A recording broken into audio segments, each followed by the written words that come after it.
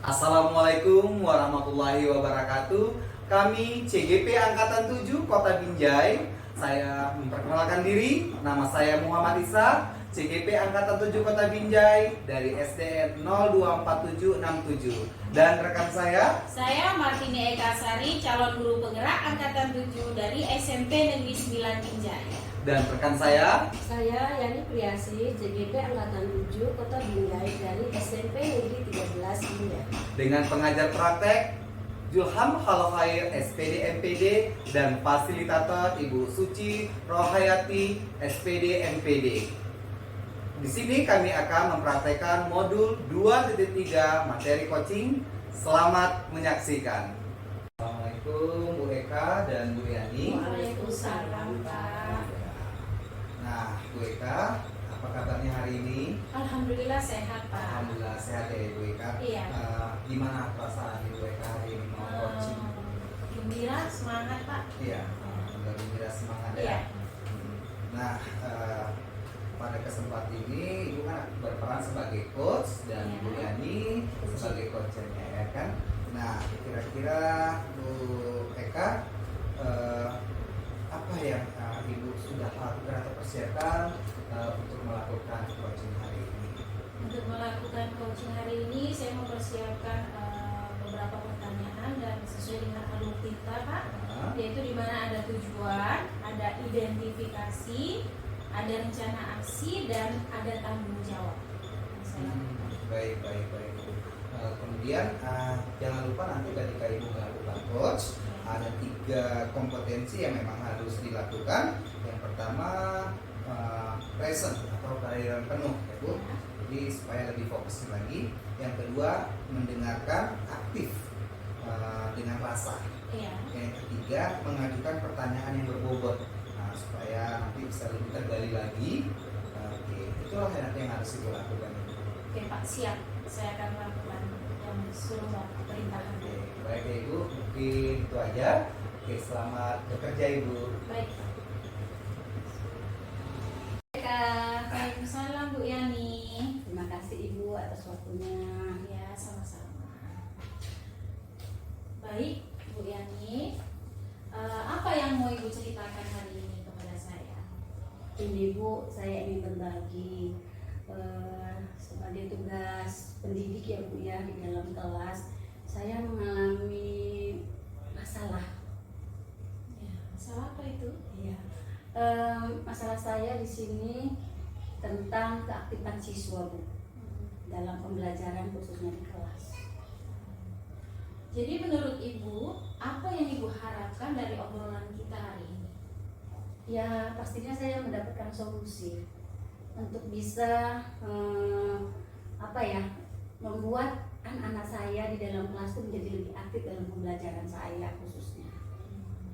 Menurut Ibu, hal apa saja yang membuat murid-murid Ibu itu kurang aktif dalam melakukan pembelajaran bersama Ibu selama ini?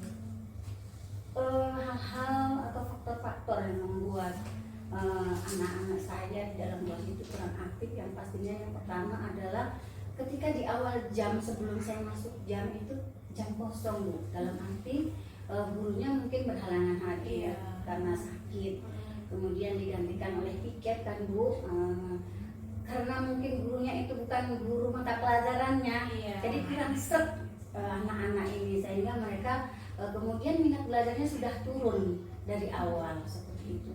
Oh begitu. Jadi kira-kira apa saja Bu yang bisa membuat murid Ibu itu aktif dalam pembelajaran Ibu?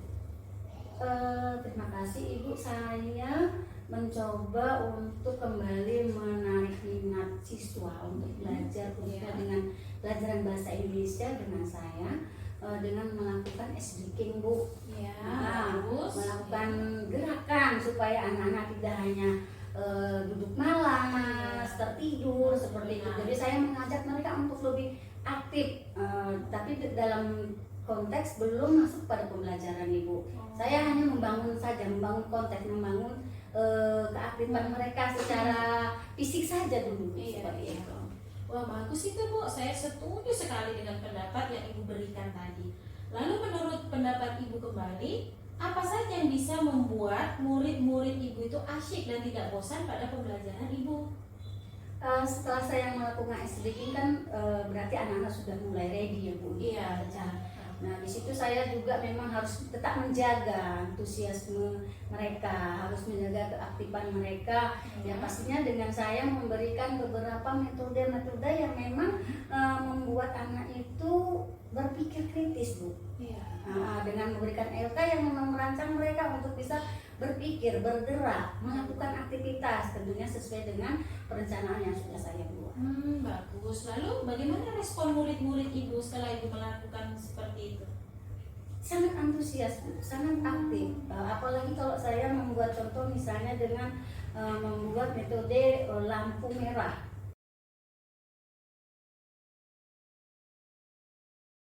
Assalamualaikum warahmatullahi wabarakatuh. Waalaikumsalam warahmatullahi wabarakatuh. Bagaimana Bapak Isa dan Ibu Eka kabarnya pagi ini? Alhamdulillah baik, sehat. Gimana nih Pak Isa?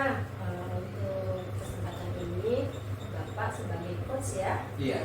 ingin berdiskusi dengan Bu Eka sebagai coach ya. Oke, bagaimana nih kira-kira Pak persiapan Bapak? Persiapan saya untuk melakukan coaching dengan Bu Eka hari ini, saya tetap menggunakan dengan alur kita, yaitu di mana tujuan, identifikasi, rencana aksi, dan tanggung jawab tetap saya gunakan. Nah, kemudian saya akan melakukan tetap pertanyaan yang berbobot nantinya Ibu. Begini Pak, saya ingatkan juga jangan lupa untuk 3 kompetensi yang harus kita miliki sebagai coach, yaitu yang pertama vision, kehadiran penuh, kemudian yang kedua mendengarkan secara aktif dan juga penuh rasa ya Pak, kemudian yang terakhir mengajukan pertanyaan-pertanyaan berbobot seperti yang Bapak sampaikan. Terima kasih Ibu. Oke, silakan untuk memulai coaching dengan Ibu Eka. Iya Ibu, terima kasih. Assalamualaikum Pak Isa. Ya, waalaikumsalam Bu Terima Eka. kasih Pak Isa sudah berkenan undangan saya untuk bisa ngobrol tentang masalah yang saya hadapi saat ini. Iya. Terima kasih sama-sama Bu, saya juga terima kasih. Mungkin bincang-bincang kita kali ini ya kan bisa nanti kita saling-saling belajar ya kan. Iya. Nah, kira-kira Bu Eka datang kemari, apa nih yang mau diceritakan Bu Eka? Gini Pak, akhir-akhir ini saya merasa siswa yang saya ajar, yang saya bawa dalam kelas saya, mereka itu kurang antusias dalam mengikuti pembelajaran yang saya bawa. Dan mereka juga saya lihat itu kurang aktif gitu Pak di dalam melakukan pembelajaran di dalam kelasnya. Dan mereka juga sangat hanya 50% gitu lah Pak yang mengumpul tugasnya gitu. Jadi dari obrolan kali ini ya kan Bu Eka, apa yang Ibu harapkan ke depan dari obrolan kita? Saya mengharapkan dari obrolan ini Pak, saya dapat solusi bagaimana agar anak saya itu antusiasnya tumbuh kembali dalam mengikuti pembelajaran yang saya bawa, dan mereka mau melakukan tugas-tugas yang saya berikan itu ya jangan hanya sebagian murid, nah, saya maunya seluruhnya gitu Pak mengerjakan. Iya, baik Bu. Nih menurut Bu Eka nih ya, hal-hal apa saja yang membuat murid-murid Ibu ini kurang antusias dalam pembelajaran bersama Ibu? Hal-hal yang saya ingat Pak yang saya lakukan selama ini, anak saya itu kenapa kurang antusias karena saya memang melakukan pelajarannya secara monoton, membosankan gitu. Saya kurang interaktif terhadap kelas saya gitu, dan kemudian mereka sepertinya memang jadi kurang antusias gitu Pak. Saya tidak membuat mereka aktif gitu lah Pak. Oh iya. Nah, kira-kira nih ya kan Bu, apa sih yang bisa membuat murid-murid Ibu tuh antusias dalam pembelajaran di kelas Ibu? Pasti kan Ibu harus kan tahu gitu kan, kayaknya anaknya harus kayak gini, mungkin gitu ya kan Bu? Ya sepertinya memang saya harus merubah cara pembelajaran saya selama ini Pak. Saya harus membuat pembelajaran yang berpihak pada murid, yang aktif, yang membuat mereka ikut aktif dalam pembelajaran saya. Saya selama ini kan tidak memberi kesempatan mereka berbicara. Saya terus Pak yang berbicara di dalam kelas itu. Seperti itu Pak. Iya, wah saya sependapat sih dengan Ibu untuk kedepannya apa yang harus Ibu lakukan.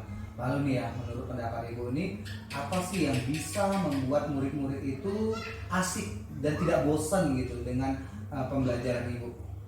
Yang pasti saya harus lebih membuat pembelajaran yang mengasyikan dengan berbagai sumber belajar ya Pak. Bisa saya menggunakan video dari YouTube atau sekarang kan banyak itu Pak ya yang disukai oleh siswa-siswa kita, seperti aplikasi TikTok, kemudian Reel di Instagram. Itu bisa juga Pak supaya mereka tidak bosan untuk mengikuti pembelajaran yang saya bawa.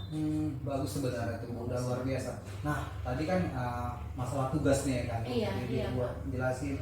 Lalu mengenai tugas-tugas yang Ibu berikan kepada murid ini, apa Bu penyebabnya sehingga murid-murid itu kurang antusias untuk pengumpulan tugas tersebut? Jujur sih Pak, saya sadar saya dalam memberi tugas anak-anak itu memang banyak kali pertanyaan dan pertanyaan terus Pak, tidak ini Pak, tidak beraneka ragam soalnya, tidak. Misalkan ini ada pilihan berganda, katanya itu saya semuanya esai semua dan banyak sekali pertanyaan. Mungkin itulah Pak yang membuat mereka bosan. Sudah gitu Pak, saya nggak pernah memberi mereka itu ini loh dari buku ini jawabannya, sumber belajar itu saya tidak kasih tahu. Udah cari sendiri. Nah seperti itulah Pak saya cara mengajarnya. Nah, berarti kan tadi sumber belajar ya kan? Iya. Kira-kira sumber belajar yang Ibu gunakan di kelas tuh menggunakan apa itu Ibu? Saya selama ini sih pakai buku paket aja Pak. Buku paket.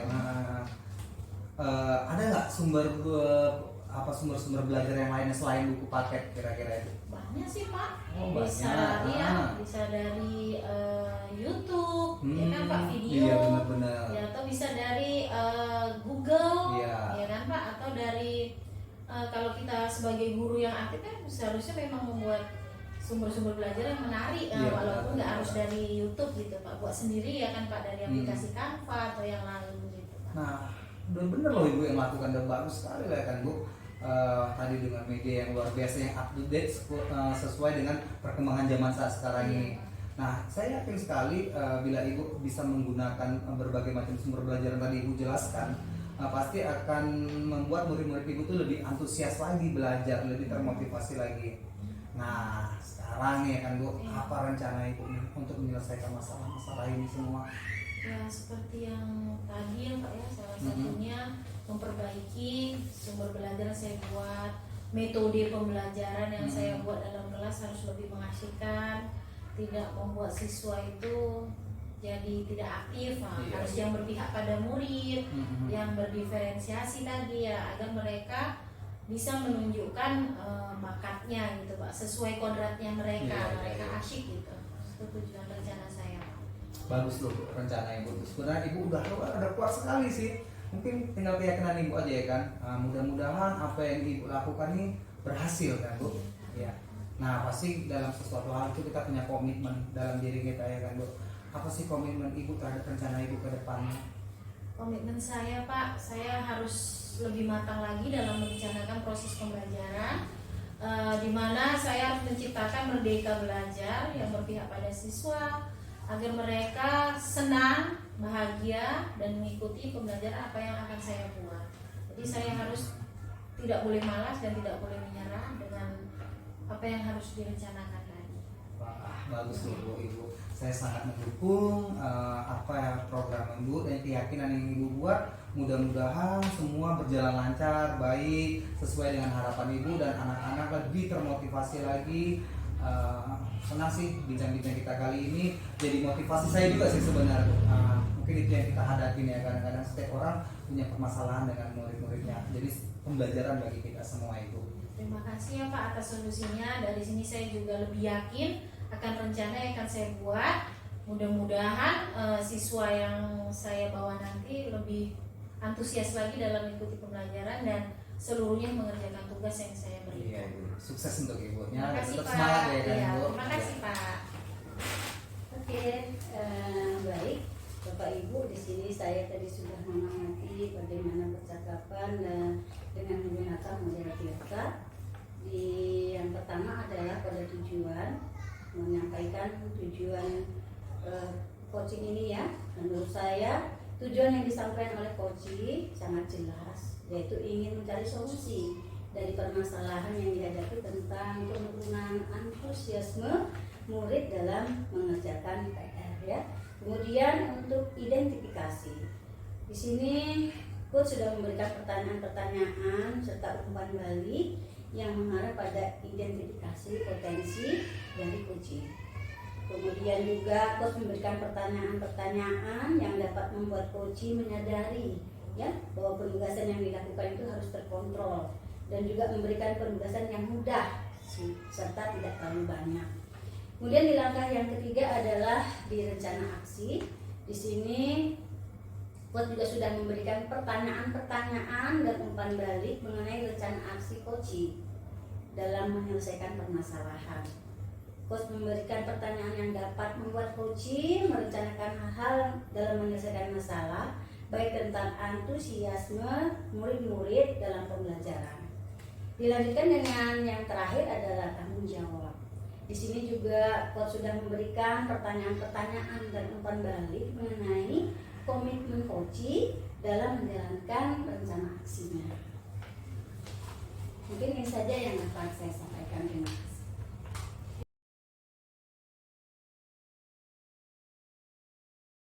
Assalamualaikum Bu Yani, Pak Isa. Waalaikumsalam warahmatullahi wabarakatuh. Bagaimana kabarnya Bu Yani hari ini? Alhamdulillah Bu, sehat dan bahagia. Rasanya bahagia ya Bu. Iya. Oke, hari ini Ibu akan melakukan sebagai coach dan dengan Pak Isa sebagai coaching. Jadi apa persiapan-persiapan yang sudah Ibu lakukan untuk melakukan praktik kita hari ini? Baik Ibu, terima kasih. Sebelum saya dengan Pak Isa melakukan ikutan coaching, sebelumnya saya mempersiapkan beberapa pertanyaan sesuai dengan alur kita yang diawali dengan tujuan, kemudian dilakukan dengan identifikasi masalah yang akan dibahas. Selanjutnya adalah rencana aksi nanti yang akan dilakukan oleh coaching. Kita diskusikan juga, diakhiri dengan tanggung jawab dari coaching yang sudah disampaikan. Iya, bagus sekali. Dan saya juga mengingatkan kembali nantinya di praktik coaching, Ibu harus melakukan 3 kompetensi ini. Yang pertama yaitu present atau kehadiran penuh, kemudian mendengarkan aktif atau dengan penuh rasa, dan kemudian nanti mengajukan pertanyaan yang berbobot. Terima kasih Ibu sudah diingatkan. Yang pasti saya selalu berusaha untuk riset dan nanti kehadiran penuh di sini dengan Pak Isa nantinya ya Pak. Kemudian juga saya sudah merencanakan beberapa pertanyaan yang berbobot yang akan nanti memulai daripada rencana aksi dan juga tanggung jawab dari coaching yaitu Bapak Isa. Oke, bagus sekali. Oke, bisa kita mulai. Silakan. Mari Ibu. Bisa dan Bu. Terima kasih. Baik Pak, apa kira-kira yang akan kita diskusikan Pak?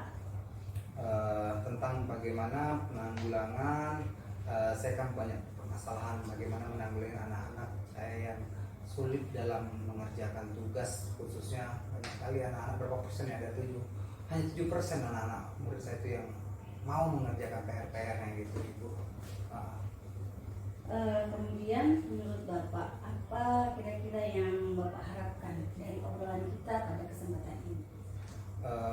Dengan obrolan ini saya bisa dapatkan solusi mungkin atau masukan, mungkin memberikan penguatan kepada saya nantinya kedepannya bagaimana anak-anak saya itu lebih termotivasi lagi untuk mengerjakan PR tugas-tugas rumah yang saya berikan selama ini gitu kan Bu. Itu sih saya harapkan nanti. Nah, harapannya memang anak-anak itu bisa mengumpul keseluruhannya ya Pak. Iya, iya benar Bu. Kalau misalnya tidak, selama ini kan 70%, kalau misalnya 90% kan kayaknya saya lebih puas gitu ya kan Bu. Jadi mereka ada motivasi belajar dan Bu. Nah, itu lah Ibu. Menurut Pak Isa, hal apa saja yang membuat murid-murid Bapak itu kurang antusias dalam mengerjakan tugas rumah dari Bapak sebagai guru juga? Kalau saya lihat gitu ya kan, saya ingat gitu kan, sebenarnya memang ada beberapa hari ini karena banyak kesibukan juga ya kan Bu. Mungkin ada kadang terlalu banyak PR saya yang kasih, kadang-kadang ada PR tema, PR matematika, mungkin itu yang saya berikan atau sehingga mungkin mereka susah untuk mengerjakannya. Memang sih saya sudah berikan solusi sama mereka gitu. Nah, apabila nanti kalian tidak bisa mengerjakan atau menjawab tugas-tugas yang Bapak berikan, kan banyak media-media, bisa lihat YouTube ya kan, atau bisa lihat Google. Nah, tapi setelah saya tanya kembali, kenapa nggak siap PR-nya gitu ya kan Bu? Ternyata Pak ketiduran, Pak lupa, ada aja ternyata dari internal permasalahannya Bu, bukan permasalahan tadi media itu gitu ya kan lupa.